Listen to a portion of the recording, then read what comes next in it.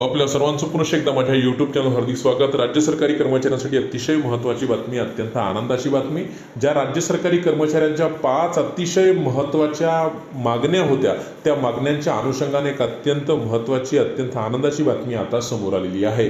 काय संपूर्ण बातमी आहे, काय ती मोठी अपडेट आहे, ते पाहण्यासाठी विनंती एकच की व्हिडिओ हा शेवटपर्यंत पाहावा। तसंच याआधी जर आपण आमचं यूट्यूब चॅनल सबस्क्राईब केलं नसेल तर निश्चितच चॅनलला सबस्क्राईब करा, समोरील बेल आयकॉनला सुद्धा क्लिक करा, म्हणजे नवीन व्हिडिओचे नोटिफिकेशन आपणास नियमित मिळत राहतील।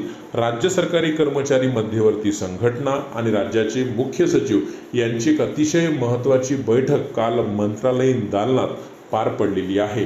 या बैठकीला मंत्रालयीन विभागाचे जे काही अवर सचिव आहेत, अपर सचिव आहेत, ते सुद्धा या बैठकीला उपस्थित होते।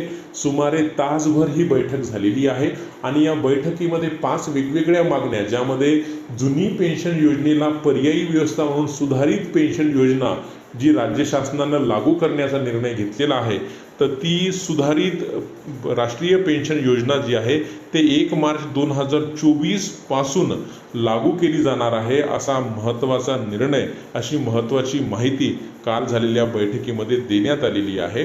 सोबतच महागाई भत्ता जो केंद्रीय कर्मचाऱ्यांना 50% मिळत आहे, तो सुद्धा याच महिन्यामध्ये 4% वाढवून म्हणजे 50% दरानं दिला जाणार आहे, अशी सुद्धा माहिती त्या बैठकीमध्ये देण्यात आलेली आहे। सोबतच केंद्रीय कर्मचाऱ्यांप्रमाणे सेवानिवृत्तीचं वय जे 60 वर्ष करावं, अशी मागणी राज्य सरकारी कर्मचारी करत आहेत। त्या मागणी संदर्भातला प्रस्ताव माननीय मुख्यमंत्री यांच्याकडे पाठविण्यात आलेला आहे, अशी महत्त्वाची माहिती काल झालेल्या बैठकीमध्ये देण्यात आलेली आहे।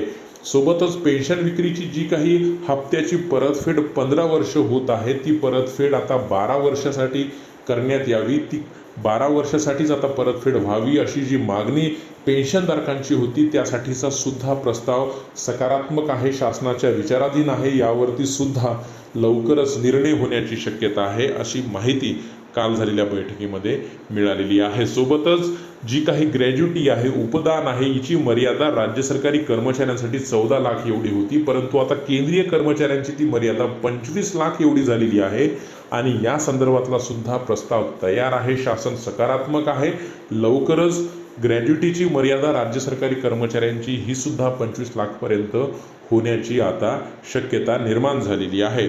सोबतच शासकीय महिला कर्मचाऱ्यांना ज्या बालसंगोपन रजा 180 मिळतात, केंद्रीय महिला कर्मचाऱ्यांना त्या 360 मिळतात आणि त्यासुद्धा राज्य सरकारी महिला कर्मचाऱ्यांच्या बालसंगोपन रजेमध्ये वाढ व्हावी, ही सुद्धा एक प्रामुख्यानं मागणी होती। या संदर्भातला जो काही अभ्यास आहे तो करून शासन स्तरावर त्याचा प्रस्ताव दाखल केला जाणार आहे आणि यावरती शासन काय भूमिका घेते याकडे सुद्धा आपण आपल्या चॅनलच्या माध्यमातून पाठपुरावा करणार आहोत। परंतु रोज नवीन असेच महत्त्वपूर्ण निर्णय बातम्यांसाठी चॅनलला सबस्क्राईब करा। धन्यवाद।